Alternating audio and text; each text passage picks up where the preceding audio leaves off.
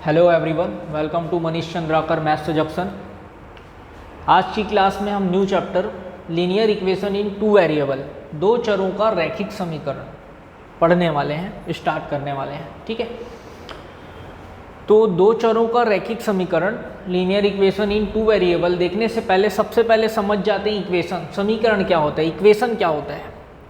तो इक्वेशन का definition, N equation is a mathematical statement with an equal to symbol between two expression that have equal values। मतलब क्या बोल रहा है, एक इक्वेशन जो है मैथमेटिकल स्टेटमेंट है, एक इक्वेशन जो है वो मैथमेटिकल स्टेटमेंट है जो किससे शो करते हैं, इक्वल टू के साइन से शो करते हैं, किसके बीच, दो एक्सप्रेशन के बीच, दो एक्सप्रेशन के बीच। फिर से बोल रहा हूँ, जो इक्वेशन है वो दो एक्सप्रेशन के बीच में इक्वल टू के द्वारा शो किया जाता है।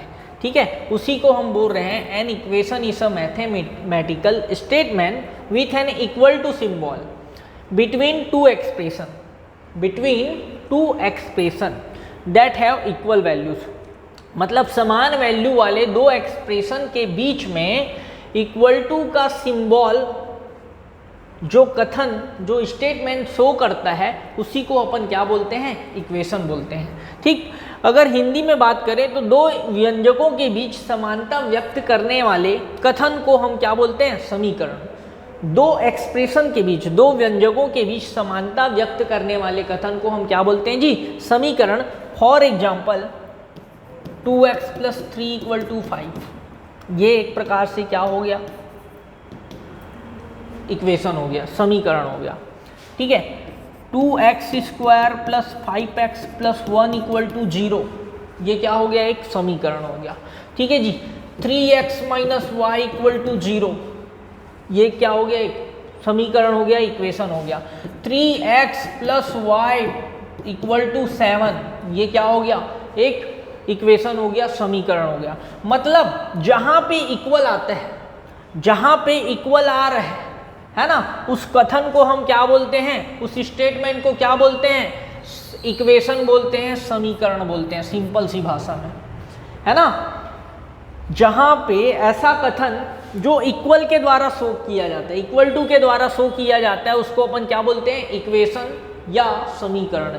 हिंदी में समीकरण बोलते हैं, इंग्लिश में इक्वेशन बोलते हैं। सिंपल सी भाषा में याद रखना है। ठीक है, एक ऐसा कथन जो बराबर के द्वारा, इक्वल टू के द्वारा शो किया जाता है, इक्वल टू के द्वारा शो किया जाता है। जैसे कि 2x² - 3x = 5, ये भी क्या हो गया, एक प्रकार का इक्वेशन हो गया, बिकॉज बीच में क्या है, इक्वल टू का साइन है, बराबर है। ठीक, ओके, तो ये होता है इक्वेशन। अब बात करते हैं हम लीनियर इक्वेशन की। किसकी बात करते हैं जी, लीनियर इक्वेशन। लीनियर इक्वेशन किसको बोलते हैं, लीनियर इक्वेशन मतलब हिंदी में होता है रैखिक समीकरण। तो ऐसा इक्वेशन जिसमें वेरिएबल का पावर क्या हो, 1 हो, वेरिएबल का पावर क्या हो, 1 हो, उसको लीनियर इक्वेशन बोलते हैं। फॉर एग्जांपल 2x + 3 = 5, यहाँ पे x का पावर क्या है, 1 है, तो ये क्या हो गया भैया, लीनियर इक्वेशन हो गया। ठीक है, x + 2y = 9, यहाँ पे x का पावर 1 है, y का पावर 1 है, तो इसको मैं क्या बोल सकता हूँ, लीनियर इक्वेशन। लेकिन ये लीनियर इक्वेशन इन 1 वेरिएबल है, इसमें एक ही ठोक वेरिएबल है, और ये लीनियर इक्वेशन इन 2 वेरिएबल है, इसमें 2 वेरिएबल है, x और y। फिर से बोल रहा हूँ, रैखिक समीकरण किसको बोलते हैं, ऐसा समीकरण जिसमें x की घात, मतलब चर पद की घात, चर पद मतलब x, y, z एट्सरा आदि, x, y, z की घात क्या हो, 1 हो, उसको अपन क्या बोलते हैं जी, रैखिक समीकरण बोलते हैं। जैसे कि 2x + 3 = 5, x का पावर क्या है, यहाँ पे 1 है, x + 2y = 9, यहाँ x की घात 1 है और ये y की घात 1 है, इसलिए ये क्या हो गया, रैखिक समीकरण हुआ। अब ध्यान रखना है, ये एक चर वाला रैखिक समीकरण है और ये दो चर वाला रैखिक समीकरण है भैया। जिसमें ना एक ठोक अज्ञात पद हो, उसको क्या बोलते हैं, 1 वेरिएबल इक्वेशन। ठीक है, जिसमें दो अज्ञात पद हो, दो अननोन टर्म हो, उसको बोलते हैं टू वेरिएबल लीनियर इक्वेशन। ठीक है, मैं फिर से बता रहा हूँ, ध्यान से सुनना। जैसे कि लीनियर इक्वेशन बोल रहा हूँ जिसमें वेरिएबल का पावर क्या हो, 1 हो, उसको अपन क्या बोलते हैं, लीनियर इक्वेशन। जैसे कि हो गया 3x = 7, ये क्या हो गया, लीनियर इक्वेशन हो गया। x - 2 = 0, ये क्या हो गया, लीनियर इक्वेशन हो गया। जिसमें x का पावर 1 होता है उसको क्या बोलते हैं, लीनियर इक्वेशन बोलते हैं बेटा, रैखिक समीकरण बोलते हैं। ओके, ठीक। अब इसी में जानते हैं linear equation in one variable, linear equation in one variable. अब भी मैंने बताया, उसी को फिर से रिपीट कर रहा हूं, linear equation in two variable, एकदम सिंपल भैया। Linear equation in one variable, जिसमें सिर्फ एक ठोक वेरिएबल हो, एक ठोक चर हो, उसको linear equation in one variable बोलेंगे। जैसे कि 2x + 5 = हो गया 0, या 3x = 7 हो गया, सॉरी 3x = 7 हो गया, है ना। बोल सकते हो z + 3 = 0। देखिए इसमें एक ही ठोक वेरिएबल है x, एक ही ठोक अननोन टर्म है, एक ही ठोक अज्ञात पद है, तो इसको मैं क्या बोलता हूँ, linear equation in two variable बोलूँगा। इसमें भी एक ही ठोक टर्म है, मतलब एक ही टोक वेरिएबल है, तो ये भी क्या हो गया, linear equation in one variable. इसमें भी एक ही टोक टर्म है और जिसका पावर क्या है, 1 है, इसलिए इसको मैं क्या बोलूँगा, linear equation in one variable, मतलब एक चर वाला रैखिक समीकरण, एक चर वाला रैखिक समीकरण। अब भैया linear equation in two variable, दो चरों वाला रैखिक समीकरण, तो ऐसा रैखिक समीकरण, ऐसा लीनियर इक्वेशन जिसमें दो ठोक वेरिएबल हो, जिसमें कितने वेरिएबल हो, 2 वेरिएबल हो, उसको अपन क्या बोलते हैं, linear equation in two variable. For example 2x + 3y = 7, ठीक है। Second 2x + 5y = x - 2y। देखिए पूरे इक्वेशन में दो ठोक वेरिएबल है, टोटल कितने वेरिएबल है, 2 वेरिएबल, x और y, ठीक है। तो ऐसा लीनियर इक्वेशन जिसमें टोटल 2 वेरिएबल हो, उसको अपन क्या बोलेंगे, linear equation in two variable, ठीक है। ऐसा समीकरण, ऐसा रैखिक समीकरण जिसमें 2 अज्ञात पद हो, मतलब सिर्फ 2 चर हो, ज़्यादा से ज़्यादा टोटल कुल 2 चर हो, उसको अपन क्या बोलते हैं, 2 चर वाले रैखिक समीकरण, ठीक है जी। ये हो गया example linear equation in two variable का। और देख लेते हैं, जैसे 2y, अब 2y बहुत हो गया, ये y - 3z, और ये हो गया 2y + 5, ये भी क्या हो गया आपका, linear equation in two variable, है ना बेटा। तो जहाँ पे 2 ठोक वेरिएबल होते हैं उसको linear equation in two variable बोलते हैं, एकदम सिंपल, ठीक। अब आते हैं हम क्वेश्चन पे, एक्सरसाइज 1 पे आते हैं। क्वेश्चन क्या बोलता है, right the following statement in the form of equation. First क्या बोलता है, the cricket coach in a school purchased 3 bats and 6 balls for ₹3900, मतलब 3900 रुपया, ठीक। He bought a bat and 2 balls from the same shop ₹1300, ठीक। मतलब question क्या बोल रहा है, एक विद्यालय के क्रिकेट कोच ने 3 ठोक बैट और 6 ठोक गेंद, 3 बैट और 6 गेंद कितने में खरीदा, 3900 रुपया में खरीदा। कितने में खरीदा, 3900 रुपया में खरीदा। वहीं से उन्होंने एक बल्ला, मतलब एक बैट और 2 गेंद, 2 बॉल 1300 रुपये में खरीदा, ठीक है। तो मैं इसको सॉल्व करना चाहता हूँ, यहाँ पे सिर्फ अपने को स्टेटमेंट लिखना है, स्टेटमेंट को किसमें चेंज करना है, इक्वेशन में, समीकरण लिखना है बस, ठीक है। सपोज 1 बैट, एक बल्ले का रेट कितना है, x, एक बैट का रेट कितना है जी, x, एक बैट का मूल्य कितना है, x, और एक बॉल का रेट कितना है, y, एक बॉल का रेट कितना है भैया, y है। अब क्वेश्चन में क्या बोल रहे हैं, पढ़िए, 3 बल्ला और 6 गेंदे, मतलब 3 बैट और 6 बॉल, 3 बैट, एक बैट का रेट x है, तो 3 बैट का कितना हो गया, 3x, ठीक है। एक बॉल का रेट कितना है y, तो 6 बॉल का कितना हो जाएगा, 6 बॉल का कितना हो जाएगा 6y, ठीक है। और उसने बोला कि 3 बल्ले और 6 गेंदों को कितने रुपए में खरीदा, 3900 रुपए में खरीदा, तो 3x + 6y टोटल कितना आ गया 3900। इसको बोल दिए इक्वेशन नंबर 1। बोलो ओके है क्या, ओके। अब according to question second condition क्या बोलता है, एक बल्ला और 2 गेंद 1300 रुपया में खरीदा। एक बल्ला का रेट कितना हो गया, एक बैट का रेट कितना हो गया x, और 2 बल्ले का रेट कितना हो गया, सॉरी 2 गेंद का रेट कितना हो गया 2y, ठीक है। तो x + 2y कितना रुपए दिया है यहाँ पे 1300, तो 1300 लिख दिया, इक्वेशन नंबर 2। बोलो ओके है क्या, ठीक। तो ये हो गया सॉल्यूशन, ठीक, इक्वेशन के फॉर्म में हमने लिख दिया। ये पहला क्वेश्चन सॉल्व हो गया। सेकेंड क्वेश्चन देखते हैं क्या बोल रहा है, the sum of 2 numbers is 16 and their difference is 8। मतलब 2 संख्याओं का योग जोड़ने पर आता है 16 और घटाने पर आता है 8, अंतर क्या है 8 है, ठीक। तो मान लो वो संख्याएं कौन है, x और y है। Suppose that numbers are x and y, ठीक। तो अकॉर्डिंग टू क्वेश्चन, ठीक है, योग मतलब सम कितना दिया है 16 दिया है, तो मैं लिख दिया x + y = 16, इक्वेशन नंबर 1, ठीक। और डिफरेंस बोले तो अंतर कितना दिया हुआ है 8 दिया है, तो x - y = 8, इक्वेशन नंबर 2। बोलो ओके, किसी को कोई डाउट, ठीक है। चलिए नेक्स्ट क्वेश्चन बोलता है the cost of 2 kg apples, 2 kilogram apples and 1 kilogram grapes is ₹160 in a fruit shop. In the same shop, the cost of 4 kg apples and 2 kg grapes is ₹300. कहने का मतलब क्या बोल रहे हैं क्वेश्चन भैया, एक शॉप में, एक फल की दुकान में, एक फ्रूट शॉप में, एक फल की दुकान में 2 किलो सेब और 1 किलो अंगूर कितने रुपए में मिलता है, 160 रुपए में मिलता है, 160 रुपीस में मिलता है। और सेम शॉप में, सेम दुकान में, उसी दुकान में 4 किलो सेब और 2 किलो अंगूर कितने में मिलता है, 300 रुपया में मिलता है, ठीक। तो मैंने सपोज किया, मान लो 1 kg एप्पल, 1 किलो एप्पल मतलब 1 किलो सेब का रेट कितना है x है, और 1 kg ग्रेप्स, 1 किलो अंगूर का रेट कितना है भैया y है।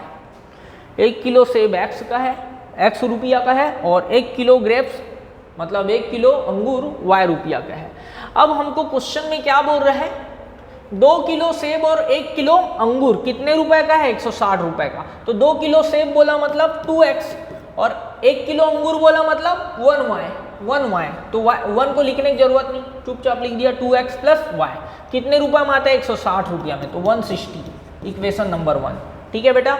अब क्वेश्चन में बोलता है कि उसी दुकान पर 4 किलो सेब मतलब 4 kg Apple and 2 kg grapes, तो 4 kg एप्पल मतलब 4x और 2 kg ग्रेप्स मतलब 2y, तो 4x + 2y = कितना 300, इक्वेशन नंबर 2, ठीक है जी।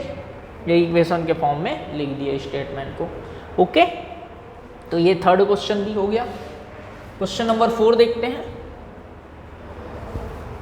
Naresh said to his daughter that 7 years ago my age was 7 times your age and 3 years from now I will be 3 times as old as you.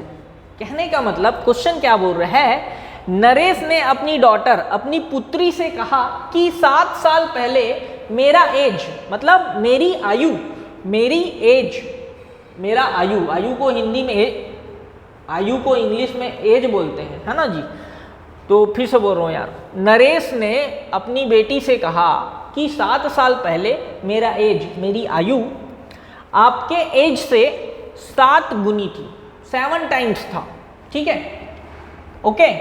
और आज के 3 साल बाद मेरा जो एज है तुम्हारे एज का कितना गुना हो जाएगा, 3 गुना हो जाएगा, ऐसा वो अपनी बेटी को बोलता है, ठीक। कौन, नरेश। तो अपन बोलते हैं सपोज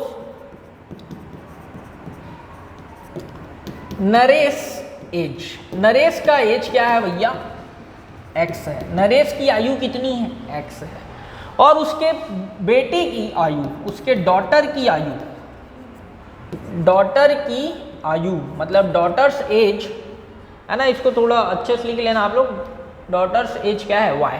ठीक, अब क्वेश्चन में क्या बोल रहा है, नरेश बोलता है कि 7 साल पहले मेरी आयु तुम्हारी आयु से 7 गुनी थी। ठीक है, 7 साल पहले की बात कर रहा है। तो 7 ईयर एगो। भैया अब आप बताओ अभी कितने साल के हो आप, मान लो 15 साल के हो, मान लो 15 साल के हो, तो 2 साल पहले कितने साल के थे, 13 साल के थे ना, 13 साल के थे। और 3 साल पहले कितने साल के थे, 12 साल के। भैया अभी 15 साल के हो, 2 साल पहले कितने के थे, 13 साल के थे, और 3 साल पहले कितने के थे, 12 साल के। तो पहले की बात करता है तो आप माइनस कर देते हो ना, ठीक है, तो वही काम यहाँ पे भी करना है। 7 ईयर एगो, तो नरेश का एज कितना होगा भैया, नरेश का एज कितना होगा, x माइनस 7 होगा ना, x माइनस 7 होगा। और उसके डॉटर का एज कितना होगा, उसके डॉटर का एज क्या होगा, y माइनस 7। अब अकॉर्डिंग टू क्वेश्चन क्या बोल रहा है, नरेश अपनी बेटी को बोलता है कि 7 साल पहले मेरी आयु तुम्हारी आयु की कितनी थी, 7 गुनी थी, 7 टाइम्स था। ठीक है, मेरा एज तुम्हारे एज का कितना टाइम था, 7 टाइम्स था। तो क्या लिख दूंगा भैया, x minus 7 equal to 7 into y minus 7। बोलो क्लियर है क्या, ठीक है, बोलो ओके है।